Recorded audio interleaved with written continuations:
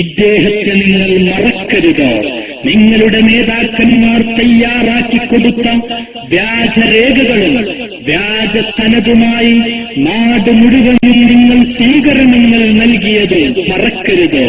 ഇദ്ദേഹം ഇബ്രാഹിം ദാരിമി എന്ന വ്യാജ സഖാഫി കാരന്തൂർ സുന്നി മർക്കസിന്റെ പേരിൽ വ്യാജ സർട്ടിഫിക്കറ്റ് നിർമ്മിച്ച് പോലീസ് പിടിയിലായപ്പോൾ മർക്കസിൽ മാപ്പ് പറയാൻ കടന്നു വന്നതും നിങ്ങൾ മറക്കരുത്. അതുകൊണ്ട് സുന്നി കൈരളിക്കറിയാം, വ്യാജരേഖകൾ പടച്ചുണ്ടാക്കുന്ന വിഷയത്തിൽ നിങ്ങൾ കഴിവ് തെളിയിച്ചവരാണെന്ന്.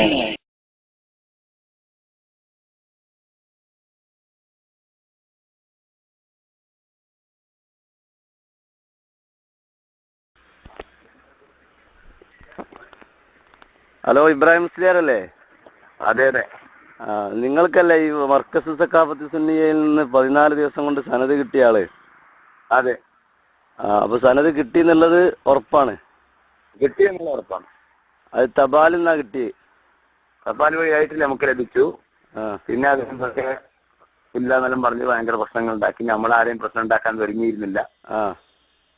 അങ്ങനെ ഉണ്ടായപ്പോഴാണ് പ്രശ്നങ്ങൾ കുറെ ദിവസങ്ങൾ കഴിഞ്ഞ് കുറെ വർഷങ്ങൾ കഴിഞ്ഞിട്ടാണ് പിന്നെ അത് കുത്തിപ്പൊത്തിയിട്ട് പ്രശ്നങ്ങൾ ഉണ്ടാക്കാൻ തുടങ്ങിയത്. നമ്മളാരോടും പറയാനൊന്നും പോയില്ല അതിനെ കുറിച്ചിട്ട്. അപ്പൊ അവര് പറയുന്നുണ്ട് അങ്ങനെ സനത് കിട്ടിയിട്ടില്ല, മാപ്പ് പറഞ്ഞു നിങ്ങള്, അങ്ങനെ സംഭവം ഇല്ല എന്ന് പറയുന്നുണ്ട്. അതിന്റെ അവസ്ഥ വാസ്തവം? മാപ്പ് വെച്ചാലുള്ളത് മാപ്പ് പറയിപ്പിച്ച് നമ്മളെ ഒന്ന് ഒതുക്കാൻ നോക്കിയതാണത്. അതിന്റെ കാരണം എനിക്ക് ഗൾഫിൽ ജോലി ഉണ്ടായിരുന്നു. ജോലിയെല്ലാം നഷ്ടപ്പെട്ട് കാരണം കേസ് വന്നപ്പോ നാട്ടിൽ വരേണ്ടി വന്നു. അങ്ങനെ വന്നപ്പോ അവരുമായിട്ട് അവസാനം കേസ് കുറെ ദിവസം നീണ്ട്. എന്നുവെച്ചാ അവരുടെ വക്കീലും നമ്മുടെ വക്കീലൊക്കെ മസലാത്താക്കാൻ വേണ്ടി പറഞ്ഞപ്പോ, കോടതിയിൽ പറഞ്ഞപ്പോ അങ്ങനെ ഒരു ഹസൻ എന്ന് പറയുന്ന ആള്, ഒരു മുഹമ്മദ് കുഞ്ഞി എന്ന് പറയുന്ന ആള്, രണ്ടാളെയും കൂട്ടിയിട്ട് അവര് തന്നെ കോഴിക്കോട് കൊണ്ടുപോയതാണ്. മർക്കസ് കൊണ്ടുപോയി? അതെ അതെ. ആദ്യം പറഞ്ഞു മർക്കസ് ഓഫീസിലാണെന്ന് പറഞ്ഞ്, മറ്റേ മർക്കസ് മാവൂരിന്റെ ഓഫീസ് ഉണ്ടല്ലോ, മർക്കസ് കോംപ്ലക്സ്, അവിടെയാണ് എന്ന് പറഞ്ഞ് അവിടെ ഇല്ലാന്ന് പറഞ്ഞിട്ട് പിന്നെ അവിടെ നിന്ന് വീണ്ടും മർക്കസിലേക്ക് കൊണ്ടുപോയി. പിന്നെ നമ്മളാരോടും സമസ്തയോട് ആരോടും പറയാതെയാണ് പോയത്.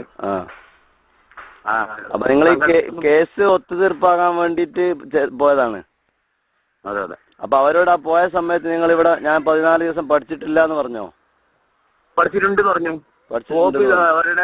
അവരുടെ റൂമെല്ലാം നമ്മൾ കാണിച്ചു കൊടുത്ത്, എന്നിട്ട് ഹാജർ പട്ടിക നോക്കാൻ വേണ്ടി പറഞ്ഞപ്പോ പിന്നെ പട്ടിക കാണിച്ചെന്നില്ല. നമ്മളെ ഹാജരുണ്ടോ നോക്കാൻ വേണ്ടി നമുക്ക് പട്ടിക കാണിക്കണം എന്ന് പറഞ്ഞപ്പോ പട്ടിക കാണിച്ചില്ല. അവര് ആരെ വിളിച്ച് പിന്നെ അത് അതിന്റെ സൈഡ് മാറ്റി വെച്ചു. പട്ടിക കാണിച്ചിട്ടില്ല. അവര് എഴുതിയതിലാണ് നിങ്ങൾ ഒപ്പിട്ടത്? അതെ അതെ. ഒപ്പിടാൻ നിങ്ങൾ കുറെ വിസമ്മതിച്ചു?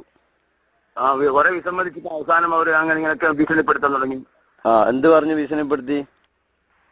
ഭീഷണിപ്പെടുത്തന്നെ പുറത്ത് അവരങ്ങനെ ഇതാക്കാം, നമ്മൾ അങ്ങനെ ഇതാക്കും ചെയ്യുമെന്നൊക്കെ പറഞ്ഞിട്ട് പുറത്ത് ഭയങ്കര ഒച്ചപ്പാടുണ്ടാക്കി.